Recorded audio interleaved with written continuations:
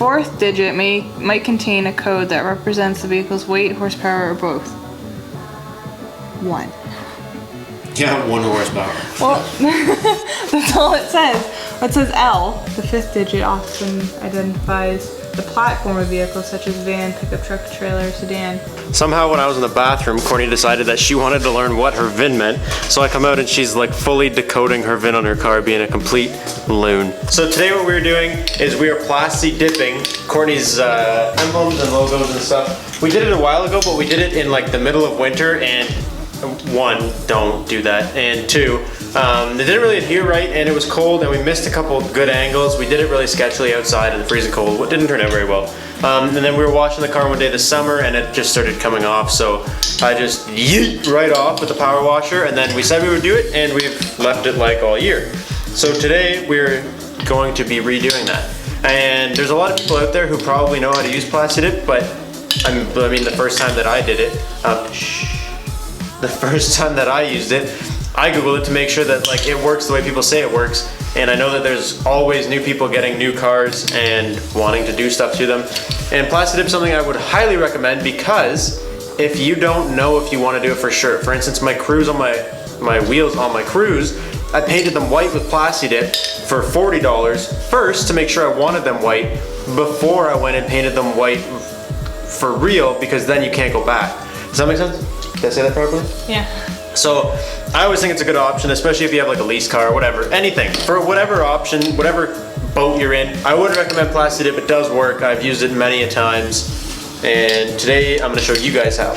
So first thing you wanna do is just make sure that you clean up the area. We just went through the car wash, so I know that this is all very clean. So Courtney's just going through, touching up all the little nooks and crannies and holes, making sure it's dry, because you want it to stick. If it's wet, it's not gonna stick properly. And then I think we're gonna do the emblem as well. And dude, like look at all these little, can we get a nice focus on that? We have the garage door closed so that the light's not sucky, but look at all these little rust spots. That is like the world's biggest problem with these white cars, man. All these little fallout spots. And now these little rust spots are something that Courtney despises. She bitches about them all the time. So before we go to BC, we are going to be removing those. So if that's something that you guys are watching this video and you're not subscribed, first of all, I don't know why you're not subscribed, so go ahead and subscribe. But if you have that issue, make sure you stay tuned, because in the next week or 2, we're gonna be fixing that on Courtney's car too. After you make sure that this is all dried and ready to go, we're just doing it in the garage. It's not like paint where you have to really worry about overspray. If you do overspray, yeah, it's gonna be there, but you can rub it off. It's plasti-dip. It's not that bad. So what we wanna do is just mask off basically a box around these things. And now for those of you who have never plasti-dipped anything before, you'll probably be sketched out when I tell you to leave a big area around there, but it's actually, that's your best bet, because these are always raised from the paint just a little bit. So if you leave a nice box around this, you'll be able to peel it up and it will like detach itself where the badge is. And then if you try and go ahead, oh, there's a little bit of dirt there you missed. If you try and go ahead and like tape off everything around there, you're actually gonna raise the tape to the level of this, and when you pull it off, you're gonna peel it right off the emblem. So that's just something to think about when you're doing it. Make sure you leave a nice box around there. So that's about the size of the box that you want to leave. You can leave it tighter. I just find it easier to have more to grab. You're already going to be covering this area anyways. It's not like you're going to save any paint if you don't make it any bigger, so you may as well just go ahead and make it as big as you can.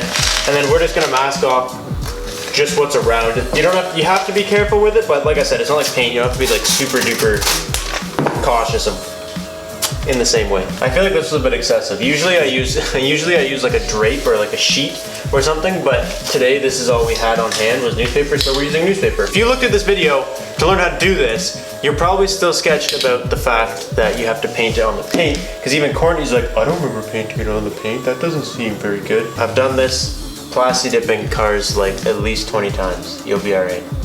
Trust me. Just because some guy on the internet said you can do it doesn't always make it so, but in this case it is so. It's unlike painting where you're trying to just get coverage. This is like you're trying to bond the 2 layers. So you always want to make sure that you do a very good base coat, just like leave it tacky and thin for everything else to hang on to, because if you do too thick it'll run and it'll look like trash.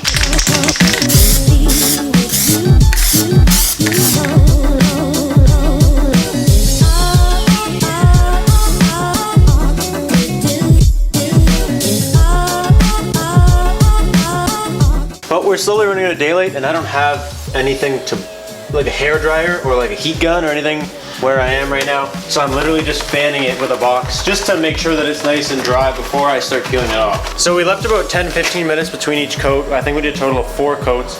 And of course this truck's driving by right when I start. So we did a total of about 4 coats, and basically the thicker you have it, the easier it will be to pull it off. So you guys can do it in a very thin coat, but you're gonna have a horrible time trying to get it back off. So we did about 4 coats, which gives this a nice coating and gives us enough to grab here. So just stock up on toothpicks for in the middle, and then basically you can just start peeling it off. You can literally just start pulling away at the edge. Just be careful once you get up. If you go slowly when you get to the logo, that way if you notice that it's pulling anything off of your emblem or your badge or anything, that you can catch it before you completely destroy it. So if you're taped in there instead, you would be peeling off. The stuff from the logo basically, like from your emblem, because it would be at the same level as the emblem. Yeah. Whereas right now, it's not. And there you have it. After you peel it off, look at that. Just some good paint on both sides. And that looks sick because we used to have that. You tell them what we've done. So we used to have it before, and Hey, sorry. tell the people, stay focused. We used to have it before, and it looked really great, and we did it, and I had it for like a year, probably. Probably a year. And then it was starting to peel and chip, so we just took it off, and I've been missing it so much. And she got new wheels over the course of, on the darkest side of the garage. She got new wheels over the course of the time it was gone. She got these new fast, what are these? I don't know. And then her taillights have like this cool little black stuff around. So at the black, ooh, the tripod's there. The black always went good. It was like one of the first things we did to her car when she picked it up. We put the black on, like the plasti-dip on here, and then we just finally got it back on now. So I hope you guys enjoyed that. I hope some of you that were like a little bit iffy about if you wanted to do it or not are like more comfortable with it now. Courtney, are you more comfortable now, even though you were freaking out when we first did it? Now that it's off, it was very satisfying too. And it's fun to peel off. It gives you something fun to do. So that's it. For those of you that come back every day, you probably have done and seen this before 100,000 times, but there's probably some of you guys who actually wanted to know how to do this. So that's it. There it is. I'm pleased with it. I hope you guys enjoyed this video. Thank you so much for watching. Like I said at the beginning, be sure to subscribe, and I will catch you next time. Peace out.